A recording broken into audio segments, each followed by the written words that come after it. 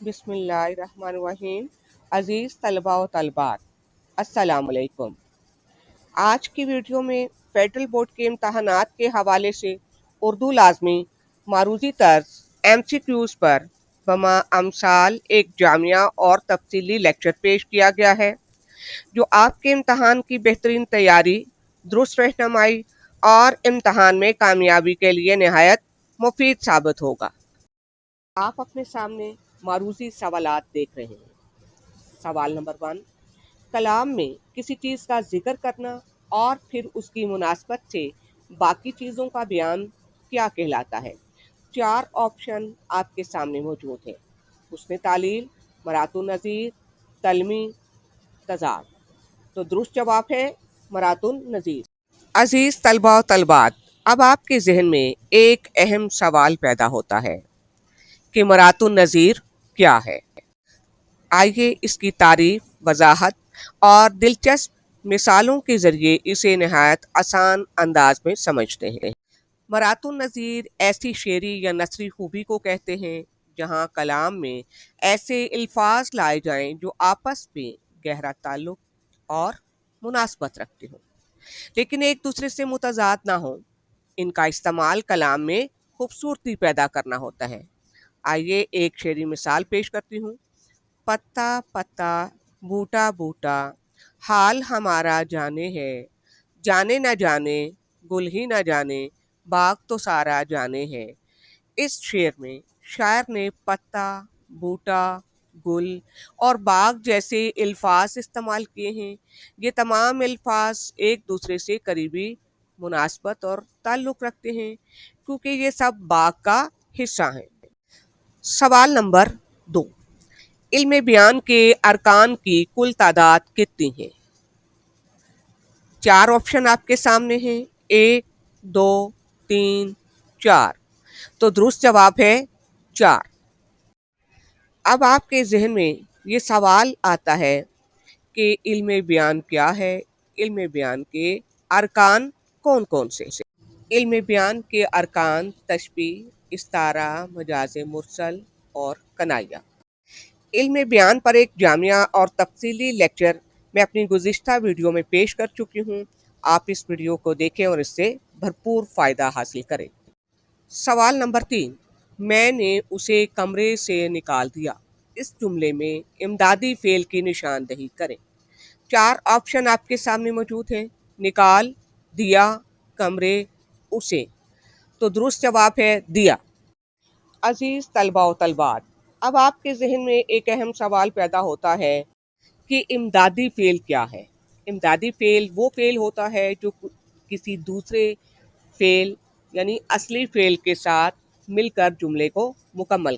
अब आपके सामने ये जुमला है, मैंने उसे कमरे से निकाल दिया। इस जुमले में निकाल निकालना से है और दिया देना से इमदादी फ़ेल है। इस जुमले में बुनियादी काम बाहर निकालना है, इसलिए ये असल फ़ेल है। लफ्ज़ दिया यहाँ किसी को कुछ देने के लिए इस्तेमाल नहीं हुआ, बल्कि ये निकालने के अमल को मुकम्मल करने और इसमें ज़ोर पैदा करने के लिए इस्तेमाल हुआ है, इसलिए ये इमदादी फ़ेल है। सवाल नंबर 4, कवायद की रूह से किसके हकीकी और मजाजी मानों में तशबीह के अलावा और कोई ताल्लुक पाया जाता है?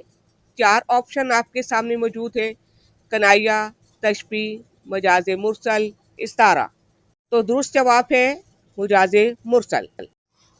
अब सवाल ये है कि मजाज मुरसल क्या है? आइए इस इस्तिलाह को सादा और आसान अल्फाज में मिसालों के साथ समझते हैं, ताकि ये हमेशा के लिए ज़हन नशीन हो जाए। इल्म बयान में मजाज मुरसल ऐसा लफ्ज़ है जो अपने हकीकी मानों के बजाय मजाजी मानों में इस्तेमाल हो, लेकिन इन दोनों मायनों के दरमियान तशबीह का ताल्लुक ना हो। मसलन जूस बोलकर कुल मुराद लेना, कुल बोलकर जुस मुराद लेना, सबब बोलकर मुसब्बब मुराद लेना, मुसब्बब बोलकर सबब मुराद लेना, ज़र्फ़ बोलकर मज़रूफ़ मुराद लेना, मज़रूफ़ बोलकर ज़र्फ़ मुराद लेना। अब अपनी अगली वीडियो में मजाज मुरसल पर एक जामिया और मुकम्मल लेक्चर बमा अमसाल آپ کے سامنے پیش کروں گی تاکہ آپ کو اس میں مزید استفادہ حاصل کرنے میں مددگار ثابت ہو۔ سوال نمبر 5، مسدس کے ہر بند کا تیسرا شعر اگر ہو بہو دہرایا جائے تو ایسی نظم کو کیا کہا جاتا ہے؟ 4 آپشن آپ کے سامنے موجود ہیں: ترجیح بند، ترکیب بند، محمس، مرثیہ۔ تو درست جواب ہے ترجیح بند۔ آئیے دیکھتے ہیں کہ ترجیح بند کیا ہے۔ ترجیح بند اردو اور فارسی شاعری کی ایک روایتی صنف سخن ہے۔ اس میں متعدد بند ہوتے ہیں اور ہر بند کے آخر میں ایک ایسا شعر ہو بہو دہرایا جاتا ہے جو وزن اور قافیے کے لحاظ سے یکساں ہوتا ہے۔ ہم اسے ٹیپ کا مصرع بھی کہتے ہیں۔ سوال نمبر 6، نظم کے لیے ڈیش اور موضوع کی کوئی پابندی نہیں۔ 4 آپشن آپ کے سامنے ہیں: حیت، خیال، قافیہ، مطلع۔ تو درست جواب ہے خیال۔ عزیز طلبہ طالبات، اب آپ کے ذہن میں یہ سوال آتا ہے کہ نظم کیا ہے؟ تو ادبی اصطلاح میں نظم شاعری کی وہ صنف ہے جو کسی ایک مرکزی خیال یا موضوع پر لکھی جائے اور اس کا ایک باقاعدہ عنوان ہوتا ہے۔ نظم میں تمام اشعار ایک ہی موضوع کے گرد گھومتے ہیں۔ سوال نمبر 7، جس چیز کو تشبیہ دی جائے اسے کیا کہتے ہیں؟ 4 آپشن آپ کے سامنے موجود ہیں: مشبہ، مشبہ بہ، وجہ شبہ، حرف تشبیہ۔ تو درست جواب ہے مشبہ۔ اپنی گزشتہ ویڈیو میں علم بیان کی 2 اہم اصطلاحات تشبیہ اور استعارہ پر ایک جامعہ اور تفصیلی لیکچر پیش کر چکی ہوں۔ اگر آپ ان موضوعات کو مزید گہرائی سے سمجھنا چاہتے ہیں تو اس ویڈیو کو ضرور دیکھیں اور اس سے بھرپور فائدہ حاصل کریں۔ سوال نمبر 8، رمز کے کیا معنی ہیں؟ 4 آپشن ہیں: رکنا، اشارہ، مرضی، وقفہ۔ تو درست جواب ہے اشارہ۔ اب سوال یہ آتا ہے کہ رمز کیا ہے؟ رمز کا بنیادی مطلب اشارہ، کنایہ، پوشیدہ بات یا علامت ہے۔ سوال نمبر 9، جملہ اسمیہ کے ڈیش اجزاء ہوتے ہیں؟ 4 آپشن آپ کے سامنے ہیں: 2، 3، 4، 5۔ تو درست جواب ہے 3۔ اب سوال یہ ذہن میں آتا ہے کہ جملہ اسمیہ کے 3 اجزاء کون کون سے ہیں؟ اور وہ ہیں مبتدا، خبر اور فعل ناقص۔ سوال نمبر 10، کس شعر کی آمد ہے کہ رن کانپ رہا ہے؟ یہ مصرع کس کی مثال ہے؟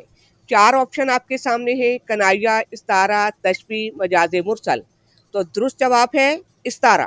سوال نمبر 11، مبتدا، خبر اور فعل ناقص کس کے اجزاء ہیں؟ 4 آپشن آپ کے سامنے ہیں: تبیبی جملہ، وصفی جملہ، اصلی جملہ، اسمیہ جملہ۔ تو درست جواب ہے اسمیہ جملہ۔ سوال نمبر 12، ذو معنی الفاظ کا ڈیش ایک ہی ہوتا ہے؟ 4 آپشن آپ کے سامنے ہیں: معنی، خیال، املا، تلفظ۔ تو درست جواب ہے املا۔ عزیز طلبہ طالبات، اب آپ کے ذہن میں سوال آتا ہے کہ ذو معنی الفاظ کیا ہے؟ ذو معنی الفاظ وہ الفاظ ہوتے ہیں جن کے لکھنے کی شکل یعنی املا اور بولنے کا انداز ایک جیسا ہو لیکن ان کے معنی ایک سے زیادہ یا الگ الگ ہوں۔ اب آئیے ذو معنی کی چند مثالیں آپ کے سامنے پیش کرتی ہوں۔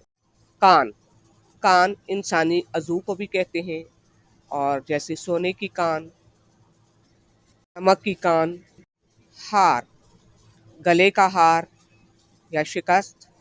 سنگ، پتھر، رفاقت، صحبت۔ مانگ، طلب، ضرورت، حاجت۔ سر کے بالوں کے بیچ نکالی جانے والی لکیر، اسے بھی مانگ کہا جاتا ہے۔ شام، رات کا ابتدائی حصہ، ملک کا نام بھی ہے۔ میں اپنی اگلی ویڈیو میں معروضی سوالات MCQs پر بما امثال ایک جامع، آسان فہم اور امتحان پر مبنی لیکچر پیش کروں گی۔ یہ لیکچر آپ کی مکمل تیاری، تصورات کی مضبوطی اور امتحان میں بہترین کارکردگی کے لیے نہایت مددگار ثابت ہوگا۔